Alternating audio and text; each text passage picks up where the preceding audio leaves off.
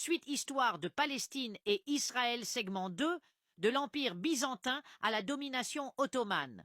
Après l'Antiquité, la Palestine reste sous la domination de l'Empire romain d'Orient, aussi appelé Byzance. Au IVe siècle, l'empereur Constantin adopte le christianisme et transforme la région en terre sainte chrétienne.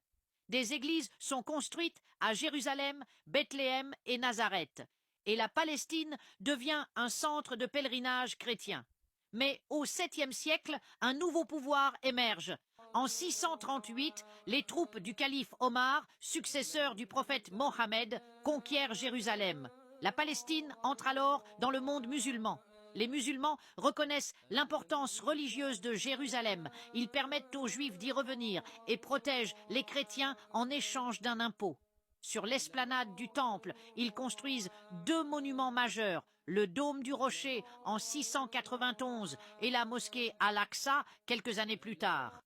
Pendant 5 siècles, la région vit sous le contrôle de dynasties musulmanes, les Omeyyades, les Abbassides, puis les Fatimides. La population devient majoritairement arabe et musulmane, mais les Juifs et les chrétiens y conservent leur place. À la fin du XIe siècle, un grand bouleversement survient. Les croisés venus d'Europe s'emparent de Jérusalem en 1099.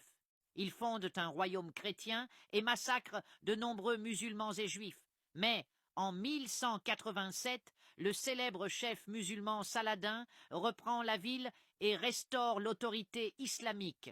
Jérusalem redevient un symbole de justice et de coexistence. En 1291, les derniers croisés sont expulsés.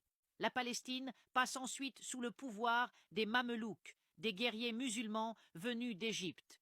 Puis, en 1517, un nouvel empire conquiert la région, les Ottomans, venus de Turquie. Sous le règne du sultan Sélim Ier, la Palestine devient une province de l'Empire ottoman.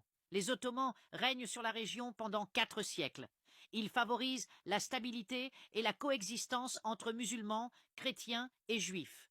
Des communautés juives venues d'Espagne, chassées par l'Inquisition, s'installent à Safed, Hébron et Jérusalem. À la fin du XIXe siècle, la Palestine est encore sous domination ottomane, mais de nouveaux bouleversements approchent. L'histoire entre alors dans l'époque moderne.